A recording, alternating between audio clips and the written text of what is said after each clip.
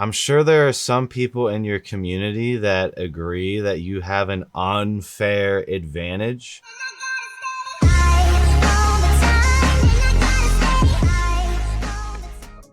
What is up, everyone? It's Russo. I hope everyone is doing well. Today's ASMR sip is 1907. Check out 1907.com. Coupon code Russo, as well as the ASMR Spritz. Check out Intelligent Elephant Carbon.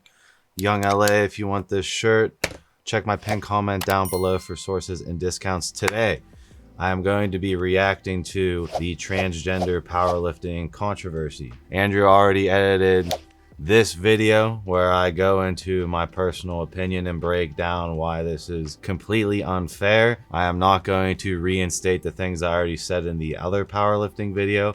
However, it has gotten heated up in the courtroom over this, where the transgender athlete has sued for discrimination. My 2 cents, for what it's worth. Why do we not have a transgender league section of USA Powerlifting? Why is it bleeding into women's powerlifting? Why are we discrediting all these women who grind their entire life on this platform to get demolished by a man taking estrogen? Anyways, it doesn't seem like in this clown world my logic holds at all, because the transgender athlete won the lawsuit for discrimination. So I wanted to check out this news interview and see what I have to say live. So it's on NBC. Transgender Minnesota powerlifter wins discrimination lawsuit. Mostly I feel relief. I think we needed a win here, and we needed a win here. Why do we need a win? We have given transgenders, like, almost like put them on a pedestal at this point. We didn't need a win for women's powerlifting to stay clean,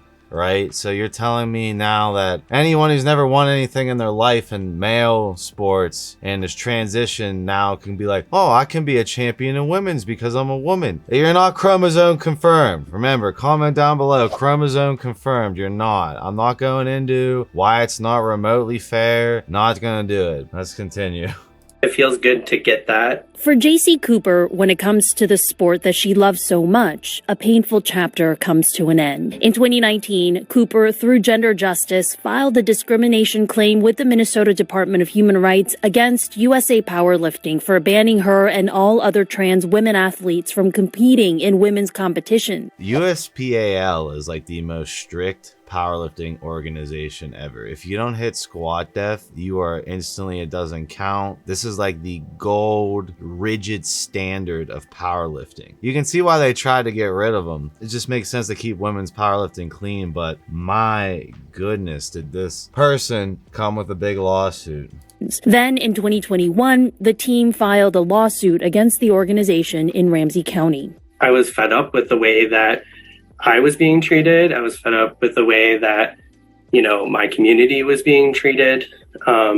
And enough was. It's like your community. I'm sure there are some people in your community that agree that you have an unfair advantage and that they're just trying to keep women's sports clean. I'm sure for a fact there are people in your community that think that was enough. With the ruling including a cease and desist on USA Powerlifting's behalf of all unfair discriminatory practices because of sexual orientation, and a request for the agency to submit a revised policy. This is a win, but one that's not easy to celebrate for Cooper. After years of experiencing the discrimination from USA Powerlifting and the backlash that has occurred due to that, of course, I have complex feelings about the sport, but I think that, this win is a representation of where we can move forward.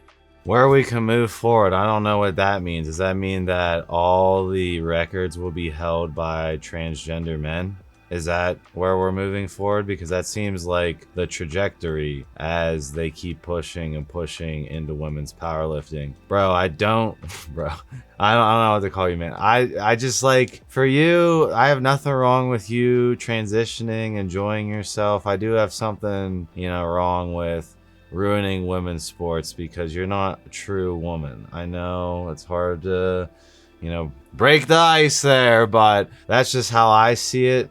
I see girls grind their whole life on the platform, and then you come in with a different genetic structure, a chromosome confirmed different genetic structure, as well as androgen exposure over all those years you were a boy that the women you're competing against never got. They never got that. And then you're talking crap on them, which I reacted to in the last video. And then you're claiming discrimination as you're pretty much encouraging more and more transgender males to hold the records. And if all the records in women's powerlifting are taken by transgender males, what does that say for the USPAL? Do you think that the USPAL wants to see that? No, they don't. So what are your comments down below? Do you think it's going to get worse, or do you think that they will find a way to come to a compromise? In my opinion, I think the USPAL should just separate transgenders completely into their own category, make this individual one of the founders of the movement, save women's powerlifting, spend the extra money to be, you know, quote unquote PC, and have a transgender powerlifting league. Even if there's less competitors, I'm sure as time goes on and this becomes a more common thing, that the transgender powerlifting category will get bigger and bigger and bigger, thus saving women's sports. I hope to see you guys in my next video.